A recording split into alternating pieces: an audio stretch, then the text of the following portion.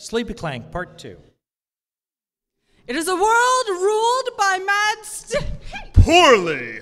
Certain people known as Sparks amongst themselves and Mad Boys and the Cursed and that bastard up on the castle on the hill to everyone else are able to twist the laws of science as we know them to create monstrosities and abominations that they can send forth to do their bidding, usually wreaking great havoc on those innocents who stand in their way. But there is one person who aids the downtrodden peasant and cowering villager alike. One person who has the strength and fortitude to defy the mad evil running unchecked upon the earth. One person who is a shining beacon of hope to all. Otha Tryggvason! Gentleman adventurer! Along with his plucky assistant, Agatha Heterodyne. Girl genius! That little speech is the first thing you do every day. It's what gets me out of bed on those cold winter mornings. I'll get you out of bed, one piece at a time! Oh, careful with that axe. It was my mama's. I assure you, Agatha, nothing untoward happened between us. Otha Tryggvason is not in the habit of taking advantage of the inebriated. Just the gullible. You make that sound like it's a bad thing. Oh, well, all right then. You may be a psychotic, homicidal, manic, depressive sociopath with delusions of godhood, but I do have to admit, you've always been a gentleman. That's what it says on my card. If I wasn't, I'd have to print new cards. So what are you doing here? Surely you jest. I heard reports of a crazed spark causing death and destruction in the area. Naturally, I'd come to reason with him. Imagine my delight when I found that you'd reasoned with him for me. Actually, we all ran around screaming until he was destroyed by an India rubber plant.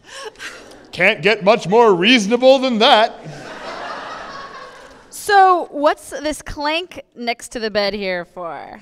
I'm sorry, but that one's not mine. Agatha built it last night. Yeah, I got that. Do you remember why? I assume you were inspired by the story I was telling you of how I single-handedly defeated the armies of the Green Oracle of Liechtenstein, who had brainwashed all of her troops into thinking that they were hunting down a dangerous lunatic. Naturally, I wanted to avoid harming any innocents, but as there were no infants in the Oracle's army, I felt free to slaughter them. I don't think that was part of it. Oh, but he was just getting to the good part. So we can't figure out what it's for? What's the big deal? Can we just leave it here when we leave? Can't we?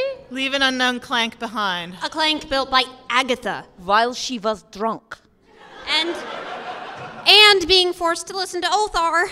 So what happened when she was finished with it? Oh, actually, I think I fell asleep before I finished the story. You what? Well, I have heard it before. Huh. And here I thought it would get better every time. No, we're not leaving this thing behind until we figure out what it's for. We have to conduct a series of experiments to determine this.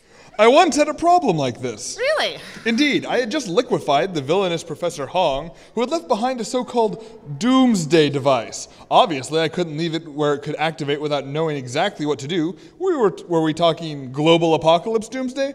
Or kill everyone within 100 meters and cancel the milk doomsday? It was a wondrous thing. Hong was an artist in his own mad way. It was elaborately fashioned out of delicate bits of crystal and ivory. These jewel-like glass gears. You would have had to use watchmaker's tools to get into it. What did you do? Hit it with a hammer. I'm sure Hong would have considered it quite unsporting. Right, then let's start with something simple. I have a hammer. Simpler. I built it last night and then I went to bed. What could I do with a giant battle clank? Why would I want it? To shoot out the lights? No, they're undamaged. To battle your nightmares? The nightmares where you construct a giant death-dealing machines that kill everyone you've ever known and loved before laying waste to the known world until they finally turn on you in a final orgy of self-loathing. Zitha, there's a reason you're not invited to the bi-monthly Sparky Girls slumber parties anymore. Oh, I thought it was that game of Spin the Centrifuge when I... Mystery Clank! Maybe you just wanted to snuggle up to Cold Heartless Killing Machine. Well, come on, who wouldn't? Oh, no. No. I have to believe that there's a scientific method to my madness. Let's walk through it. Othar's talking. I'm very tired, but I built this machine. I finish, I crawl into bed like this, pulled up the covers, closed my eyes. Nothing. You know, she was in bed with Othar. True. Maybe it's a chaperone clank? That would explain the ordinance. And it would explain why it has yet to activate. Easy enough to test. Othar, why don't you grab Agatha and try to... Don't even think about it. I agree. Agatha, perhaps... Agatha? She's asleep. Well, she had a busy night. Well, like the rest of us didn't. Okay, students, stand up and... You have attempted to awaken the mistress. Any further attempt to do so will not be tolerated. That's a big gun to have moved that fast. I'm more impressed by all the knives. Is she always this cranky when she doesn't give it enough sleep? That's a good question. Hey, mistress, we got the question for you. You will forever be silent.